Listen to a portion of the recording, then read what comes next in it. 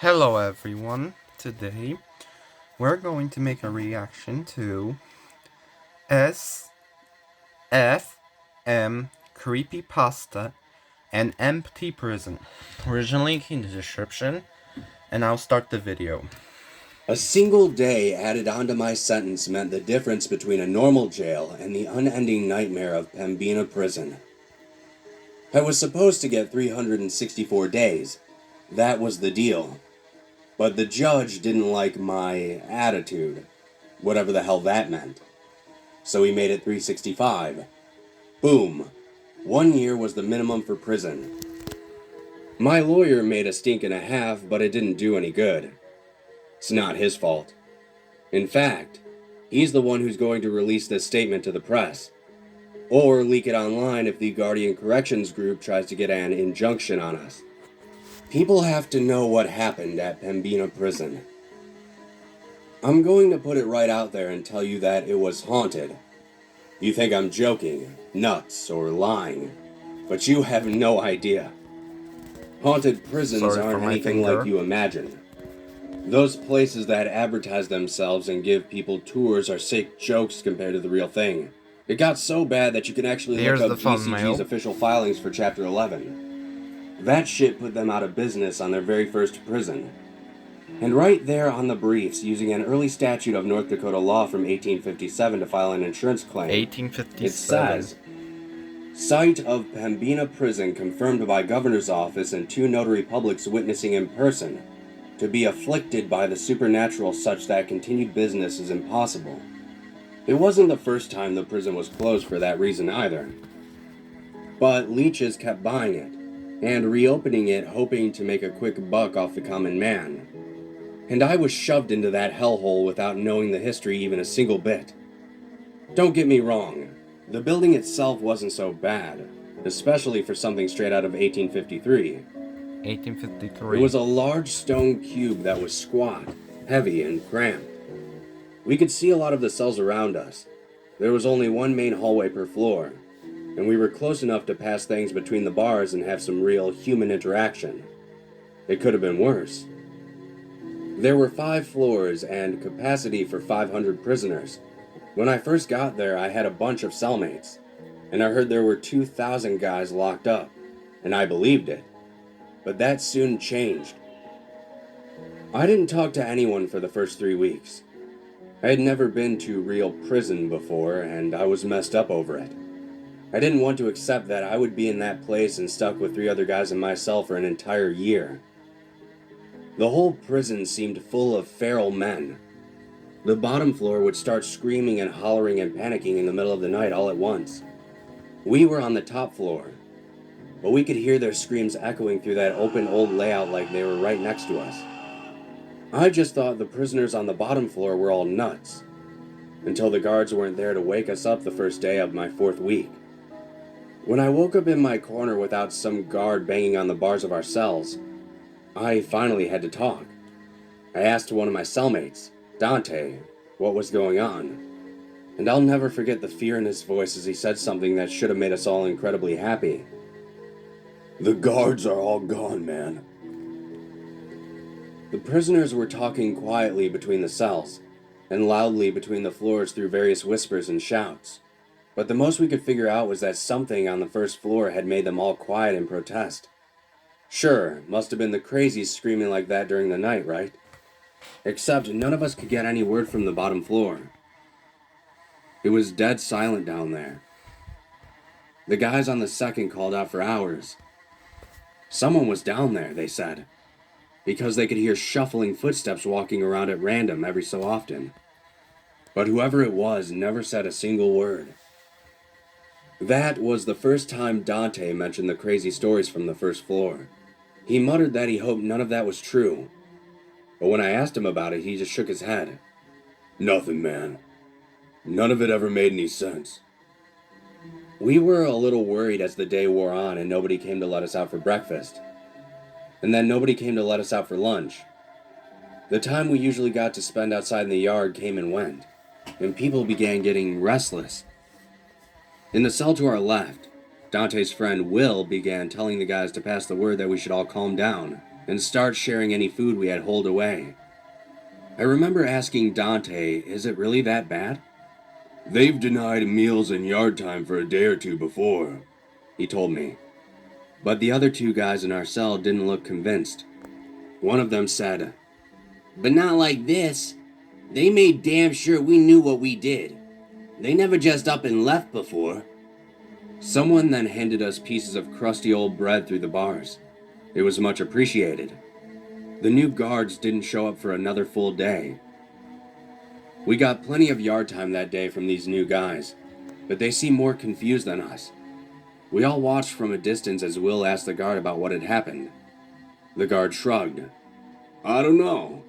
GCG was paying a premium for fast hires, so I signed up." "What about the other prisoners on the first floor?" Will asked. "We could hear them shuffling around down there. We looked on the way out to the yard, but we couldn't see anyone." "Huh." The guard frowned. "Nobody in there. They all got transferred." "Transferred? The hell's that mean?" "It means DOCR took them back. Returned to state custody since the company couldn't handle them." That made sense. If the floor had been full of nut jobs, then North Dakota's first local private prison company hardly had the experience to handle them. But these new guys didn't even have the skills to handle us. There were half as many guards as before, and they didn't know the routines or who was the dangerous ones among us. As a result, they were distant, scared, and forceful. All except one guy, Kellen. Kellen wasn't the first guard to treat us like human beings, but by then he was the only one around. He traded jokes while in the yard, never hit us, and looked us in the eyes when he talked. He went and found some paperwork to confirm the crazies had actually been transferred, but it took 3 months to get that info out of GCG. By the time he told us he had heard back, we had sort of forgotten the whole thing. 2 nights later, maybe 2 hours past lights out, the guys on the second floor began screaming. Dante leapt up and fell onto one of our cellmates by accident before shouting, "Shit, must be a fire." Other guys in our row began banging on the bars and shouting for the guards, but the uniforms charged past and headed downstairs without talking to us. We could hear them shouting orders from down below, and then yelling in confusion. The prisoners' screams were clearer coming from the second, and it sounded like they were terrified of something in particular, and wanted help. Sorry. Let's continue this video. The sounds of gates being slammed and people running reached us after about 10 minutes of shouting, and then it was silent. We sat in the dark, waiting and listening until morning. When the new shift came in, they were surprised and confused, and Kellen came by to ask what had happened. We told him what we knew, but he had shown up and found open gates and an empty second floor. There was no indication what had happened, but he promised to check with corporate and figure out if the absent prisoners had all been rapidly transferred again. Dante gripped the bars and made sure Kellen was looking at him. "Please, find out who the hell is walking around down there at night." Kellen blinked at that. "I mean, I'm the day shift, so I don't know what I could do, but what do you mean?" "The prisoners are gone," Dante told him fiercely but quietly. "But the guys on the third floor said they still hear someone, maybe 2 or 3 someones, shuffling their feet every hour or so until morning." "I guess I could go look right now." Dante reached through the bars and grabbed his uniform, something which usually warranted a beating. "Listen, do not go down there by yourself. Stay in the stairwell unless someone's there with you." Kellen nodded fearfully. It looked like he finally understood how spooked we were. He waved another guard off and Dante let go. But nothing more came of it for a whole season. The night shift had quit, and more guards got hired at an even higher pay. Kellen and another uniform scoped out the first 2 floors, but found nothing. Dante thought it was because they were looking during the day, but he wasn't about to ask our only friend to risk himself. These videos are interesting. It was maybe 3 months later. I enjoyed it. Yeah. I was halfway through my sentence, and I had taken up drawing so I had a pen and paper, when we woke up in the middle of the night to everyone on the third floor screaming in absolute panic. This time, we were less scared during the event itself. Will offered a guard racing past $500 from his commissary account if the man would come back and tell him what was going on. Dante listened intently, trying to hear individual screams coming from the third floor over everyone else's shouting and confusion. I wrote down any words he thought he heard. What I wrote down: Jesus Christ, killing him, God, let us out, coming this way. We weren't as scared when it was happening because we had lived through it twice before, but this time, the long-term fear was much deeper. Now, we knew for sure that it was going to happen again, and any prisoners that had the means began lawyering up and doing everything they could to transfer to other prisons, even if it meant worse conditions. The problem was, the North Dakota prison system was already overflowing, which was the whole reason GCG got started in the first place. So every guy that got out meant it was much harder for the rest of us. Both of our cellmates transferred, giving us more space, so that was nice, but it was small consolation. Apparently, word had started to spread on the outside, and GCG's solution, instead of paying the guards even more, was to stop having a night shift at all except for just one poor guy. Kellen was a bit miffed that he hadn't gotten a raise out of the whole thing, but he was starting to believe us that something was going on. By then, he had been around a while, and he knew we weren't bullshitters. And too many other prisoners had told them they had heard someone walking around on the first, second, and third floors at random during the night. It was just a few steps, sometimes as many as 20, but it only happened every so often, and only once it had been long enough that you thought it had finally stopped for good. One guy on the 4th floor said he heard a full run from one end of the 3rd floor hallway to the other, clear enough that he expected a guard to come charging up the stairwell, but nobody appeared. He bashed his skull on the prison walls and got transferred out on medical leave the next day, so we took him seriously. And that was enough to get Kellen to start doing some research on the outside. He came to us in the 7th month of my sentence with a pale face. Beside us at the bars, Will asked, "What's the word?" Kellen seemed grim. "A lot of bullshit out there, but this place is mentioned a lot. It's been closed before, but I keep getting stonewalled when I ask for the historical documents. Thing is, I don't think the prison itself is the problem. Get this." He pulled out a notepad for reference. 2 Canadian priests, Fathers Norbert Preventure and Sever Dumoulin, visited Pembina in 1818, before it was even an official township. That was back when the Hudson's Bay Company was big around these parts. That's how long ago it was. Pembina was the biggest town in North Dakota then, so the trading post was full at the time. So the priests chose to sleep outside where the Pembina River meets the Red River. The folktale has it that the vision of a rotting woman came in the night and stole Preventure's life. The 2 men bartered with her to split the remaining life between them, consigning both to live only 35 more years instead of the 70 Sever had left. Sever got an extra month and 20 days as a gift from his friend for his sacrifice. Helen paused as if we might guess the obvious outcome. They both died 35 years later. I knew Pembina Prison had a horrible problem, but that didn't mean I had to believe everything. Let me guess, a month and 20 days apart. Kellen nodded. Dante snorted. "It's true, man," Kellen insisted. "The dates of death are right there on the Wikipedia. But get this, 35 years after 1818 made their death year 1853, the year this prison was built. And the place they camped that night? By the meeting of the rivers? I wasn't sure what it meant. Okay, I was beginning to feel very 1853, uneasy. so... It's here, isn't it? He was dead serious. I think there's something here. Something ancient. I asked a guy I know. He's got Chippewa relatives over at Turtle Mountain. They know the history of Red River better than anyone else. He said his uncle told him never to sleep at the meeting of Red River and Pembina River.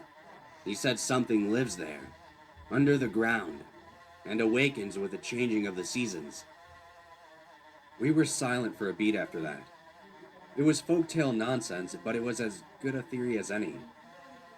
Whatever it was going to come back. and it wasn't friendly. Will talked to Kellen for another few minutes, but Dante was silent. After he was gone, I asked him what was wrong. He sat on one of the now unused bunks and told me, "I got another 5 years in here, Oh, and I ain't got well. no money for a lawyer. Your sentence will be up before it reaches us, and I'll be here alone." Will it? There was no way to be sure. It'll be back in 2 months for the fourth floor, and then 3 months after that for us. I could get out a week before or a day too late. It doesn't seem to be exact. He simply stared at the floor. "What I mean is, I do hope you get out before it comes." "Oh," I replied.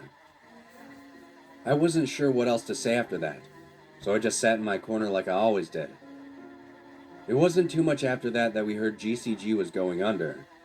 The mad rush of transfers had pissed off the state, and lost the company a vital contract for a second location, and investors had pulled out or something. The number of guards was cut, then slashed, and Kellen took a pay hit to stay on as the only guard on the day shift.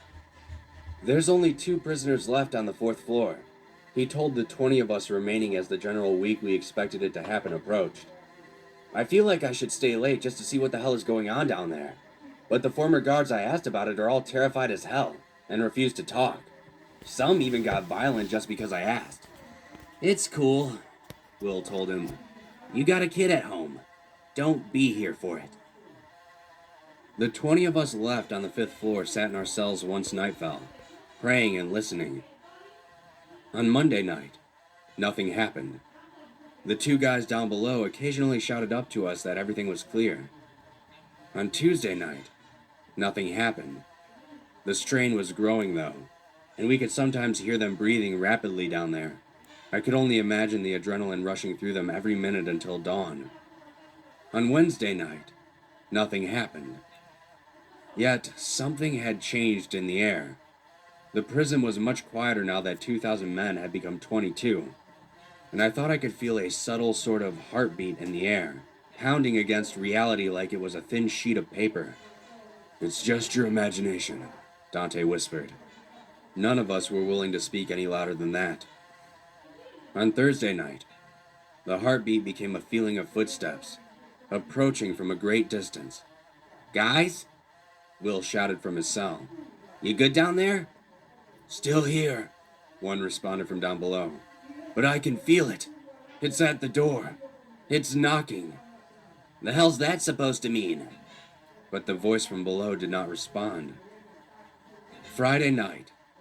That was the night it would happen.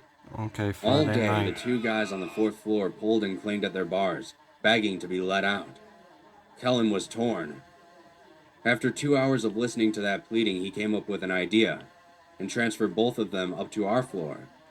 "If nobody's on 4, then we'll all be safe, right?" Out loud we agreed, but we were kidding ourselves. When the night guard showed up, he freaked, and took the 2 men back down.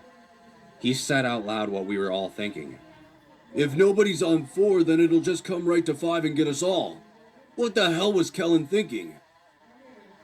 We had to listen to hours of sobbing that evening. It was the hardest trial of my life. I wanted to call out to the night guard. I wanted to ask him to get those men out of there. But if I did, I knew whatever was coming would find all of us instead. The moment it happened was like a cold hand on my shoulder. "What's going on down there?" Dante shouted. The man who was not sobbing called back. It's changing," Will demanded. "What's happening? Tell us." "It's red." "Red? It's red." "What's red?" Will yelled insistently.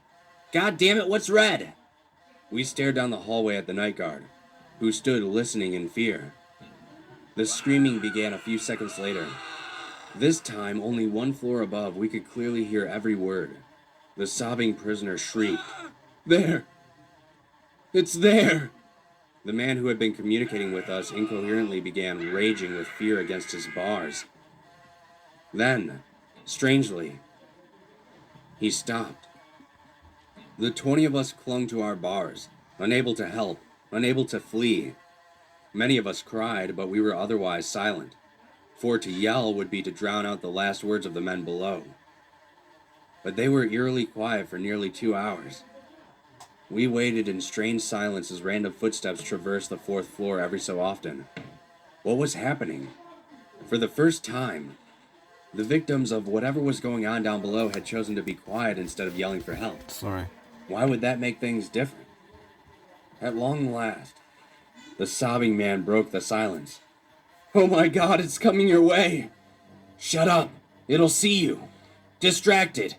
Hit the bars!" The sound of clanging echoed up the stairwell. The sobbing man said with terror, "It knows! It knows! Jesus Christ, do something!" We were no longer silent.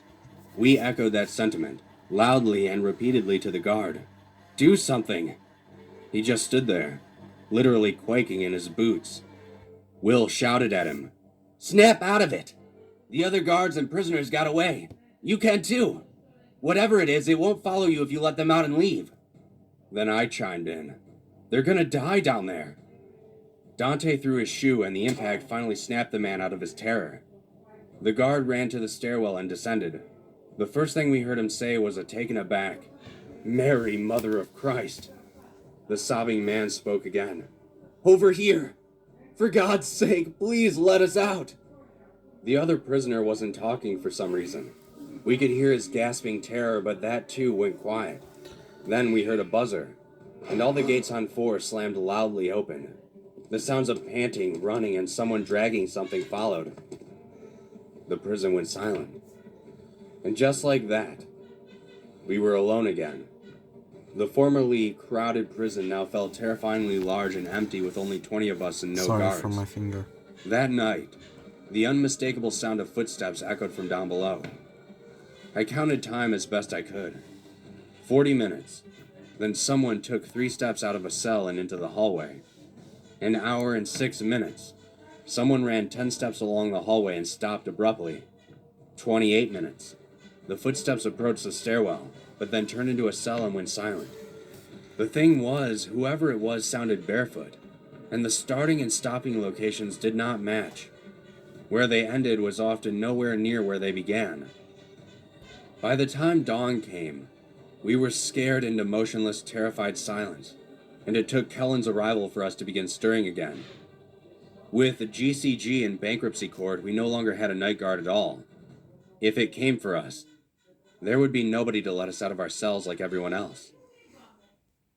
We hardly talked, hardly ate. Each passing day was a grain of sand falling through an hourglass marking our executions. Our fellows began confessing to crimes they hadn't even committed just to get transferred to Supermax out of state. The only option left. Well, that and the other option. One by one, Kellen escorted or dragged guys out of our floor. 20 became 15. Then 10. Then it was just me and Dante, with Will still in the cell to our left. The 3 of us and Kellen. 4 men awaiting doom. We sat playing card games in the weeks leading up to it. It would be 1 full year for me in that place, but I could swear I had spent a lifetime in that cell.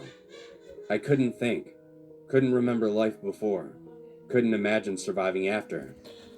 Every day I prayed for a transfer to come in, but North Dakota had gotten sick of our shit, and the judges had stopped hearing cases from Pembina Prison. They didn't know there were only 3 of us left. Nobody knew. We contacted the media. We phoned the governor's office. We made a ruckus. That was probably worse than nobody knowing. Because it turned out, nobody cared. Also, there was nobody higher up at GCG following the situation, and Kellen couldn't get anybody on the phone.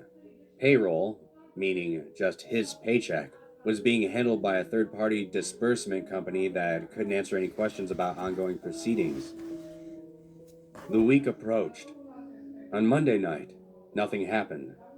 We were like statues in our cells, alone, waiting for a sign of the executioner's approach.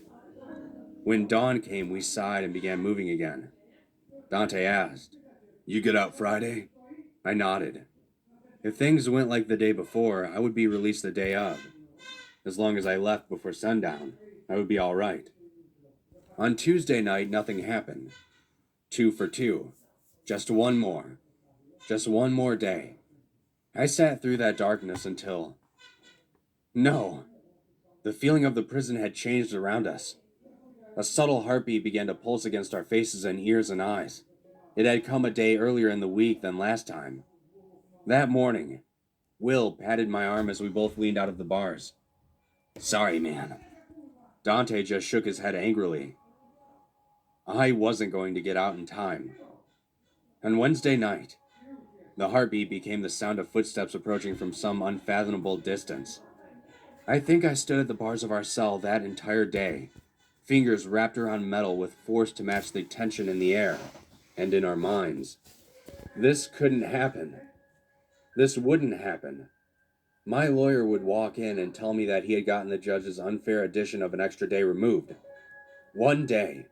One goddamn day. Even if I had spent the whole year in this prison, one day still meant life or death. Let me out. Let me the hell out, for God's sake. But nobody cared. And nobody would listen.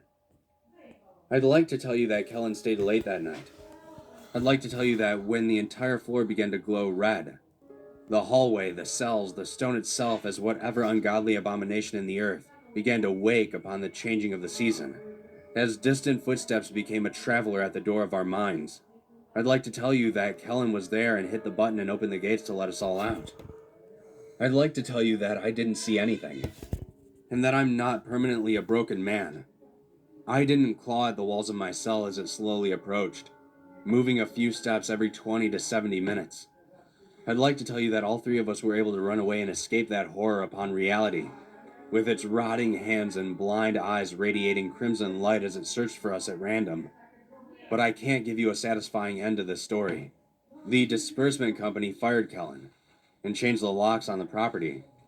According to their paperwork, all the prisoners had been moved, and they thought he had been getting paid for guarding an empty prison. They left us in there for 11 days before the error was found, which meant 11 nights with that thing. For 11 days we starved. For 11 nights we sat absolutely still, not daring to move or breathe or even look left or right. It knew where we were, generally. It stood right outside of our cells for hours, and sometimes walked right through the bars and grasped at the beds around us, daring us to make even the slightest motion. When you've spent 6 hours staring into the blind crimson eyes of a rotting demon, unable to blink your eyes for fear that it will hear the air your lashes move, when you've seen what it's seen, the worlds it has walked reflected in hellish red, will you understand? But no one cares. I'd like to tell you that I wasn't traumatized by the hell I went through being left to rot, and left to die as nothing more than a number on some corporation's books. But no one cares. Goodbye.